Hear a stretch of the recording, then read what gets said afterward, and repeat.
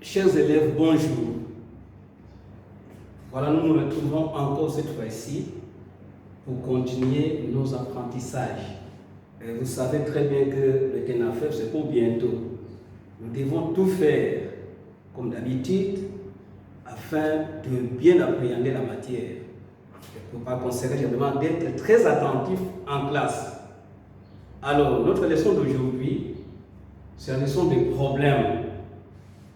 Donc, nous commençons par le problème.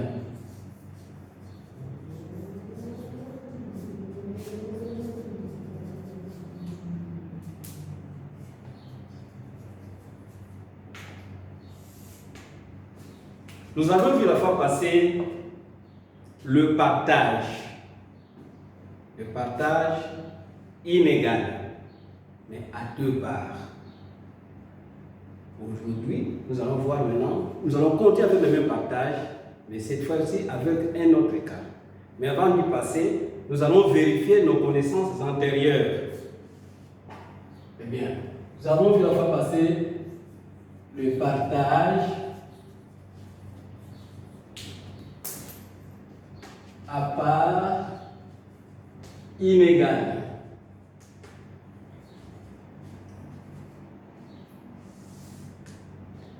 Voici un exemple. Deux frères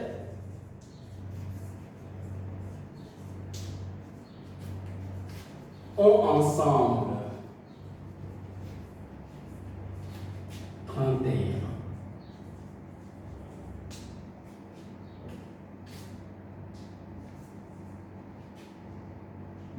L'aîné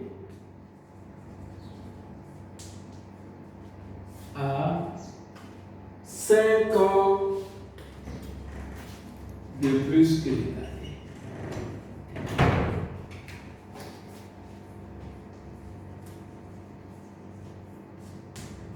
Détermine l'âge de chacun.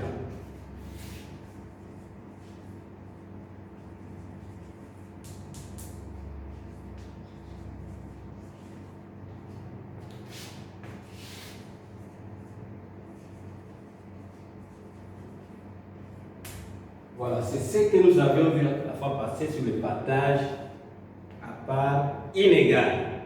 Comment faire? Puisque vous avez vu la leçon, alors quel est l'élève qui peut me le dire? Qui peut me dire ce qu'on doit faire? Oui, monsieur. Samuel. Très bien. Alors, ce que nous allons faire, nous allons prendre l'âge de l'aîné. Représentons l'aîné par la lettre A. Pour calculer l'âge de l'aîné, Samuel nous dit qu'est-ce qu'on fait? Nous prenons l'âge total de 31, puisque c'est plus. On a bien dit plus, il faut faire attention ici. Il faut bien regarder, c'est plus. Puisque c'est plus, eh bien, nous mettons plus 5 ans.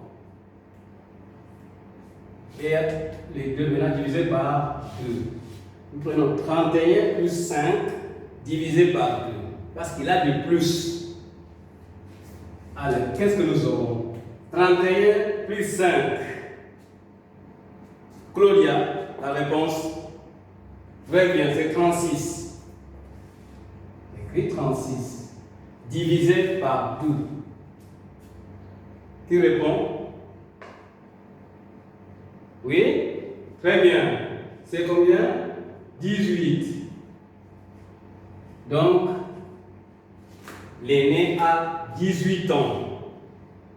Comment trouver l'âge du cadet? Représentons le cadet par la lettre C. Si l'aîné a 5 ans de plus, c'est que le cadet a 5 ans de moins. Très bien.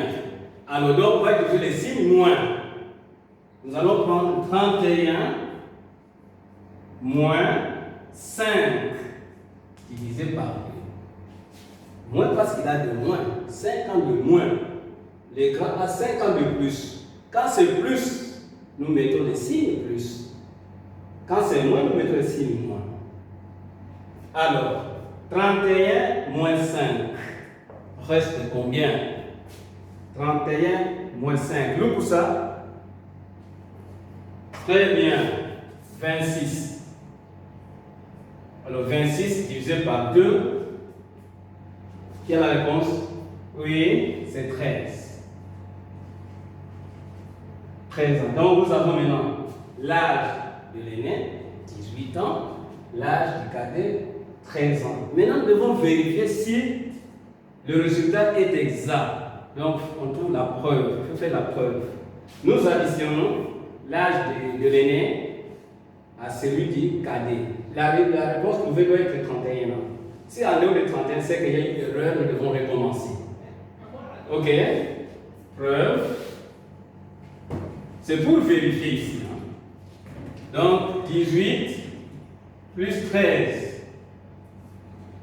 8 plus 3. 8 plus 3. Casseré 4. Oui. 8 plus 3. 11. Très bien. J'écris 1, je porte 1. Et ici, c'est simple. Ça donne combien? 31. Donc, l'exercice est correct. Ça, du moins, tout le monde a une idée. Nous y sommes? Ok. Eh bien, ça, c'était le partage à part inégale. Mais aujourd'hui, nous continuons avec le partage. Cette fois-ci, toujours le partage. Mais cette fois-ci, il ne s'agit plus de part inégale, mais plutôt l'une des parts est fraction de l'autre. Une part est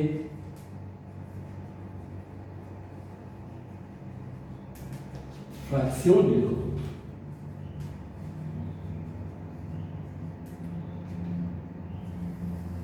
Voilà. Dans ces cas, comment faire? C'est ce que nous allons observer. Je prends un exercice.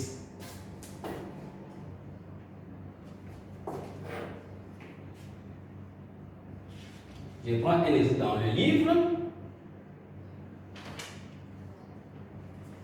On nous dit, une montre et son bracelet coûtent 8100 francs. Une montre et son bracelet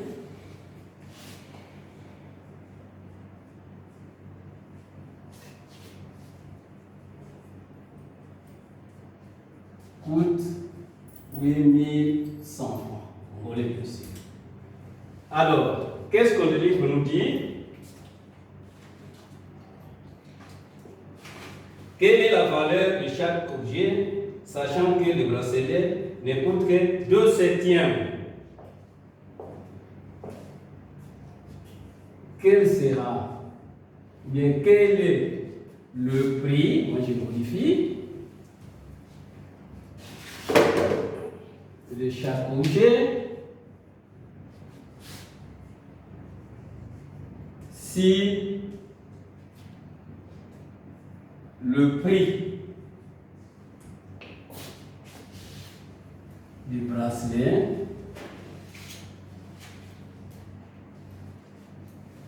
est de 2/7. Alors, que faire?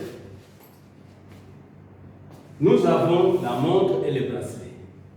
Quand nous achetons dans une boutique ou un magasin la montre, eh bien, on ne vous donne pas la montre seulement, on vous donne aussi le bracelet.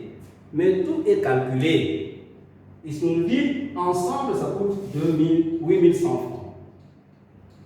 Quel sera? Si le bracelet coûte les 2/7, quel sera le prix de chaque objet? Nous avons d'abord les données ici. Quelles sont les données? Quelles sont les données que nous avons ici? Dimitri? Oui? Très bien. Nous avons le prix des deux objets ensemble. C'est combien? Oui? 8100 francs. Ok. J'écris seulement, ça c'est, nous sommes en maths. Montre plus bracelet. 8100 francs. Alors, qu'est-ce que nous connaissons encore? Qu'est-ce que nous donne encore ici? Nyakabasa. Oui. Nous connaissons aussi la fraction que représente le bracelet. Bracelet, c'est le 2 septième. Ok? Alors, qu'est-ce qu'on veut? Qu'est-ce qu'on veut maintenant ici? Qu'est-ce qu'on veut ici? Tiens là.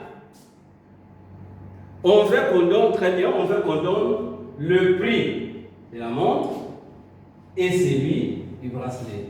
Très bien, alors nous mettons, c'est quoi cela? Demande. Qu'est-ce que nous notons seulement? Montre dans la montre. Combien de francs? Et le bracelet également. Combien de francs? C'est ce qui pose comme question. Alors nous allons procéder maintenant à la solution. Vous devez faire attention maintenant. C'est maintenant qu'il faut être vraiment attentif pour comprendre. Parce que nous trouvons la solution ici.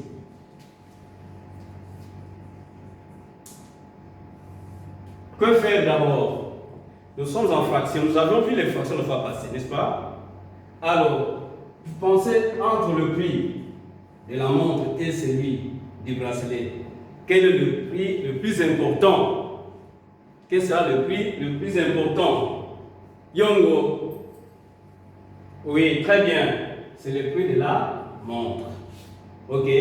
Alors, que faire? Si le prix du bracelet vaut 2 septièmes, c'est que le prix de la montre va représenter quelle fraction? Quelle fraction? Tumba? Très bien. Donc, le prix de la montre va représenter les 7 septièmes. Nous disons le prix de la bracelet égale 2 septièmes. C'est que le prix de la montre c'est égal à 7 septièmes. Ça veut dire quoi? Nous devons toujours tenir compte du dénominateur. Dans ces cas ici, pour calculer, il faut toujours voir le dénominateur. Donc c'est ce dénominateur-là qui compte. Comme le bracelet vaut 2 septièmes, alors la montre vaut 7 septièmes. On regarde le dénominateur. Maintenant, nous allons faire la sommation pour voir ce que représentent les deux. Ok?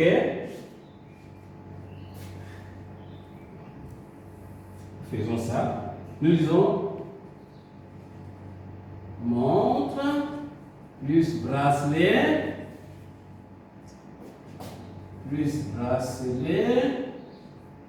Qu'est-ce qu'on fait? 7 septièmes plus 2 septièmes. Comme les fractions ont même dénominateur, pour les additionner, qu'est-ce qu'on va faire? 0.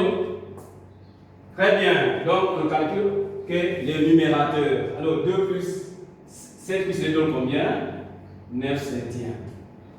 Comme j'ai 9 septièmes, qu'est-ce que je vais faire maintenant? Je n'ai plus besoin des dénominateurs. Je les élimine. J'ai maintenant le prix de la montre, c'est 7. Le prix du bracelet, c'est 2. Et le prix total, c'est 9. Le prix total ici, c'est combien de francs pour les deux? Le prix total, c'est combien de francs pour les deux? Oui, nous cinguez. Très bien. 8100 francs. Très bien. Total.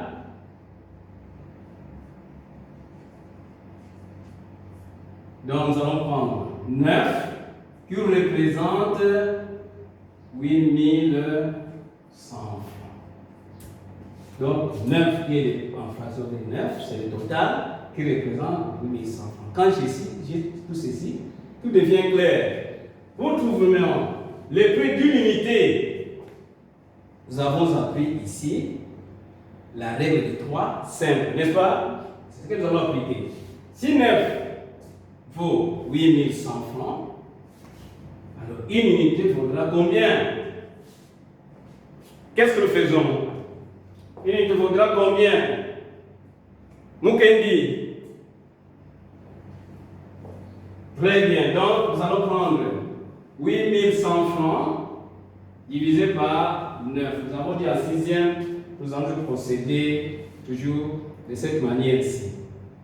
Maintenant, je peux ou ne pas trouver la réponse. Je peux continuer parce que j'ai déjà appris comment travailler sur les fractions. Mais si on peut juste calculer, s'il vous plaît. Alors, 8100 francs divisé par 9. 8100 francs divisé par 9.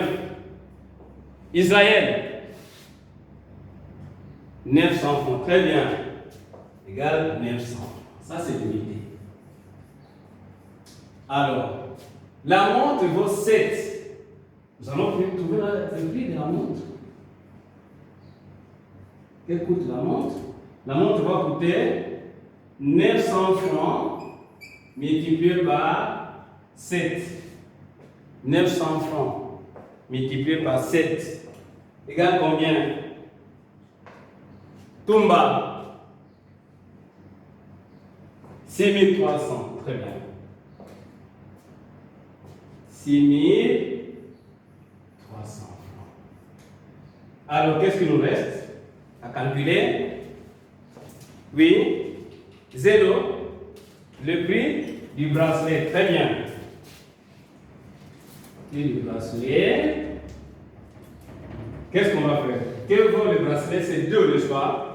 Alors, nous allons prendre 900 francs multiplié par 2.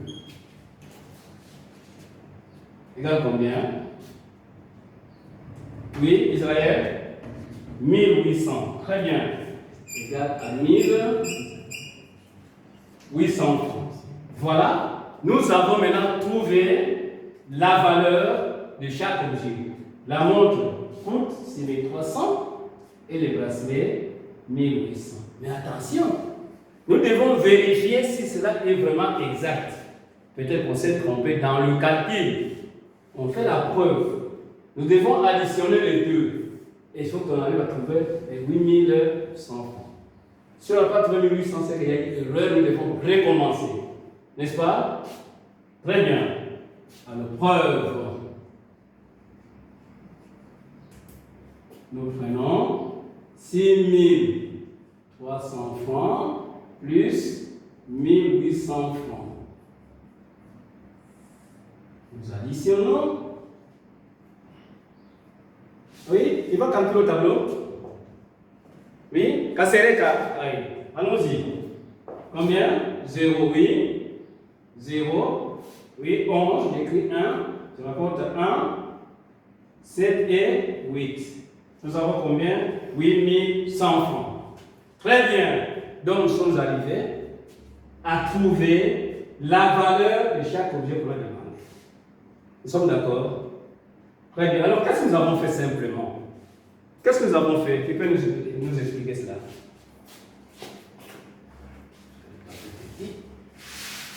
Je pense ici, on a placé des places.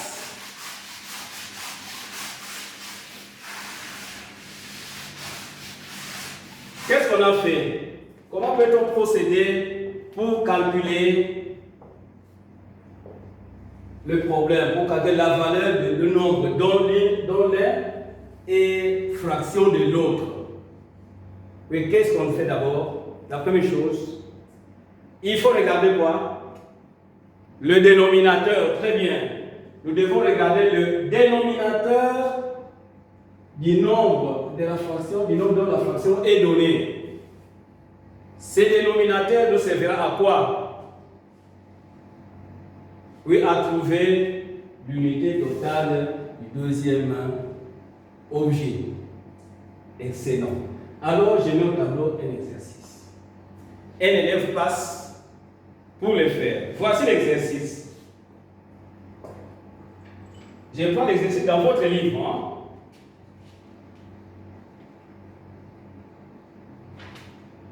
On nous dit, notre Père nous a remis 650 francs. Exercice.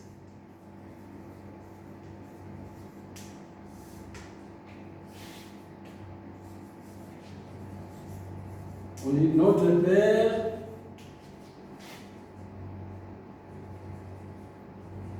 nous a remis 650 francs. Non, 625 francs. Vous voulez bien sûr.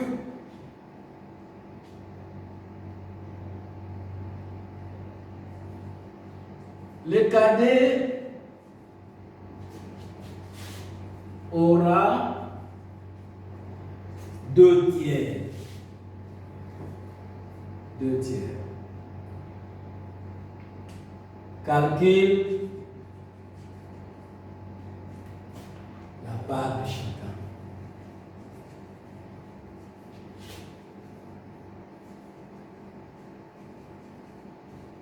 Voilà le problème au tableau. Papa nous a remis 625 francs à 2 personnes, bien sûr. Il donne à l'un les 2 tiers. Alors, qu'est-ce que la part de chacun? Personnifier un peu ce genre-là. Disons que les cadets donnent du nom. On peut l'appeler comment, pardon? On peut l'appeler Tchela, très bien. Disons que Tchela soit les cadets. Qu'est-ce que Tchela a obtenu? Oui, Kasereka, 2 tiers. Alors, qui est l'aîné ici? Oui, Claudia, d'accord. Alors dites-moi, si tu as obtenu 2 tiers, qu'obtiendra Claudia? Qu'est-ce qu'on fait? Oui, on regarde quoi? Les dénominateurs. C'est combien? 3. Alors, qu'est-ce qu'on a la part de fraction de Claudia? Oui, Kazumba, 3 tiers, très bien. J'écris 3 tiers. Et que faire maintenant? Que faire maintenant? Nous avons les 2 parts. Que faire maintenant? Oui, très bien, on va additionner. On va additionner les deux. On calcule donc. J'ai dit ceci, 2 tiers plus 3 tiers égale combien? Qu'est-ce qu'on fait? On trouve les dénominateurs combien ici? Non, pourquoi? Parce qu'on a déjà les dénominateurs combien. Alors qu'est-ce qu'on fait? Oui, très bien, on additionne uniquement les numérateurs. Donc, 2 tiers plus 3 tiers égale, très bien, 5 tiers. Que faire? Maintenant, qu'est-ce que je fais? Oui, je supprime les dénominateurs dont on n'a pas besoin. Oui, ensuite, que représente 5 ici? Que représente 5? Le chiffre 5 représente quoi? Oui, ça serait le total. Très bien. Total. Le total. 5. Maintenant, 5 représente combien le montant? 625. Très bien. Alors, 625. Il représente 625. Qu'est-ce que vous allez appliquer ici? Qu'est-ce qu'on doit appliquer ici, Samuel? On va appliquer la règle de 3 simple. L'unité maintenant, c'est combien? C'est 1. Très bien. Si 5 égale 625, 1 c'est égal à combien? Oui, Israël? Très bien. 625 divisé par 5. Nous avions dit on peut calculer ou ne pas calculer. On peut passer à la simplification. Nous avons appris comment simplifier les fractions. Ok? Toi-même, tu vas choisir la méthode la plus facile. Alors, égal à combien? Oui. On calcule. Bon, ok, d'accord. Calculons. 625 divisé par 5. Alors 6 divisé par 5 égale combien? Oui, Yomo? Une fois. Très bien. Alors 1 fois 5, 5. 6 moins 5, on avait combien? 2. Nous avons 12. Divisé par 5, tiens là, égal à combien? 12 par 5, c'est 2 fois. Très bien. Nous avons 10. Il reste combien? 2. On va laisser 5. 25 par 5. Oui, il n'y a pas ça. 5, très bien. 5, 25. Alors, c'est combien nous allons trouver? 125. Et je note 125. Très bien. Alors, si l'unité égale à 125, quelle est la valeur maintenant de Thiela ici? Oui, toi-même Thiela répond. C'est 2. Très bien. Alors, Thiela aura 125 multiplié par combien? Par 2, parce qu'il n'y en a que 2. 125 fois 2. Il faudrait qu'on dispose aussi. Ah non, tu peux donner mentalement. Très bien. Égal à combien? Oui, 250. Donc, tu as 250 francs. Alors, Claudia maintenant. Yakaba, calcule la valeur de l'argent de Claudia. Combien elle aura? Très bien. 125 multiplié par 3. Font combien? On calcule? Non. Alors, combien? Très bien, 375. 375. Voilà, nous avons trouvé la valeur de chacun. Donc, Thiela aura 250 et l'autre 625. Mais attention, nous avons vu une chose. Que doit-on faire lorsqu'on arrive à la fin? Trouver la preuve. Très bien. Preuve. La preuve. Qu'est-ce qu'on fait? 250 plus 375. On calcule avec Samuel, oui. Il y a combien? 5, 12, oui. 1 et 6. Il y a combien? 625. Donc, c'est ce que nous avions dit au départ. D'où le résultat est exact. Voilà, nous sommes arrivés, chers élèves, à la fin de notre leçon. Mais on ne va pas se séparer comme ça. Il faut qu'il y ait un travail, n'est-ce pas? Devoir. Ah oui, comme tous les jours, n'est-ce pas? Voici le devoir. Notez, hein? Prenez les cahiers. Voici le devoir.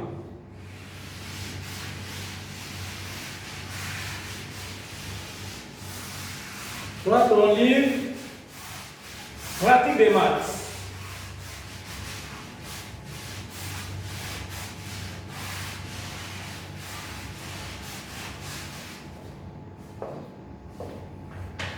Pratique de maths.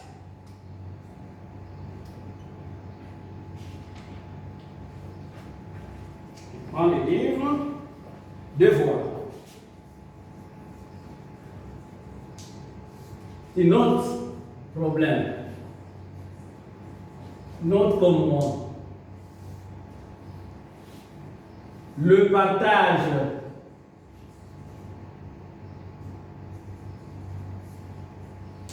de points,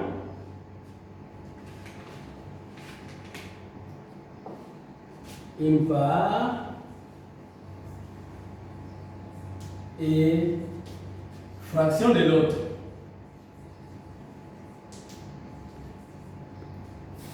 Et nous l'appelons souvent autrement partage fractionnaire.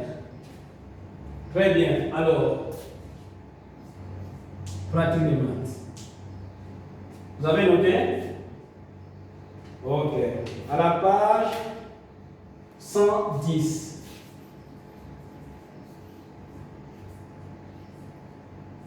numéro. On ne fait pas beaucoup d'exercices, hein? Numéro 2 à 11 seulement. Pas beaucoup. Numéro 2 à 11. Mais ce n'est pas beaucoup. Vous travaillez et je vais corriger. Ok? Travaillez et je vais corriger. Voilà. Ainsi, nous sommes arrivés à la fin de notre leçon. Allez, bye bye.